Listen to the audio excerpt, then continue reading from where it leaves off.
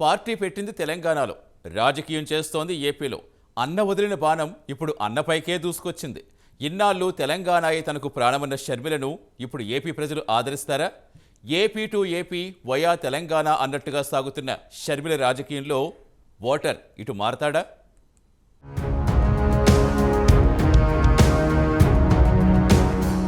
సూటిగా సుత్తి లేకుండా చెప్పాలంటే ఒకప్పుడు అన్న వదిలిన బాణంగా రాజకీయాలకు దూసుకొచ్చిన వైఎస్ షర్మిల ఇప్పుడు అన్నపైనే దూసుకొచ్చింది. ఇన్నాళ్లు తెలంగాణనే తన ప్రాణమన్న షర్మిల ఇప్పుడు సడన్ గా ఏపీ మంత్రం జపించడం చర్చనీయాంశంగా మారింది.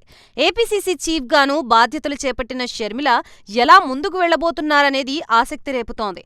అంతేకాదు అక్కడ సాధించినదేంటి, ఇక్కడ సాధించబోయేదేంటి అనే మాట కూడా చర్చకొస్తోంది. తెలంగాణలో పార్టీ పెట్టి దాన్ని కాంగ్రెస్ లో కలిపేసి ఇప్పుడు ఏపీలో ఎలాంటి రాజకీయం చేయబోతోందన్న చర్చ రాజకీయ వర్గాల్లో జోరుగా సాగుతోంది.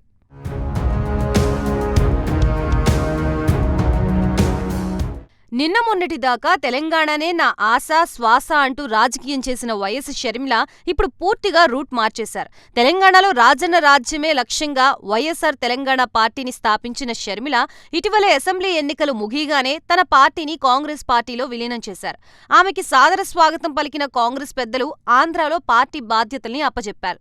నాన్న అన్నల కోసం నిన్న మొన్నటి వరకు కాంగ్రెస్ పై యుద్ధం చేసిన షర్మిల ఇప్పుడు అదే కాంగ్రెస్ వేదికగా ఏపీలో రాజకీయాలు చేయబోతున్నారు. ఒక రకంగా చెప్పాలంటే ఆమె కాదనుకున్న కాంగ్రెసే ఇప్పుడు ఆమెకి భవిష్యత్తు రాజకీయ వేదికగా మారింది. అయితే పీసీసీ చీఫ్ గా బాధ్యతలు చేపట్టిన షర్మిల ముందు చాలా సవాళ్లే ఉన్నట్లుగా తెలుస్తోంది. పార్టీ వీడిన వారిని సొంత గూటికి రప్పించడం, కార్యకర్తల్లో మనోస్థైర్యాన్ని నింపడం అంత సులువైన పనేం కాదన్నది రాజకీయ విశ్లేషకుల మాట. రాజశేఖర్ రెడ్డి బిడ్డగా కాంగ్రెస్ వారు షర్మిల్ని స్వాగతిస్తుంటే ప్రత్యర్థులు మాత్రం తమకెలాంటి నష్టమూ లేదంటున్నారు.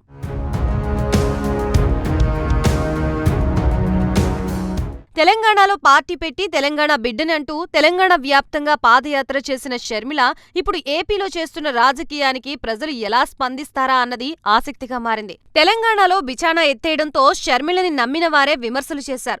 షర్మిలని నమ్మి నట్టేటా మునిగిపోయామని పబ్లిక్ గా విమర్శలు కురిపించిన సంగతి తెలిసిందే. ఇప్పుడు ఏపీలో కూడా షర్మిల నిలబడతారా, లేదంటే తెలంగాణలో తప్పుకున్నట్లే మధ్యలోనే తప్పుకుంటారా అన్న చర్చ కూడా సామాన్య ప్రజానికంలో జరుగుతోంది. మరి తెలంగాణలో పార్టీ పెట్టి ఏపీలో చేస్తున్న షర్మిల రాజకీయానికి ఓటరు ఎలా స్పందిస్తాడా అన్నది ఎన్నికల్లో తేలనుంది.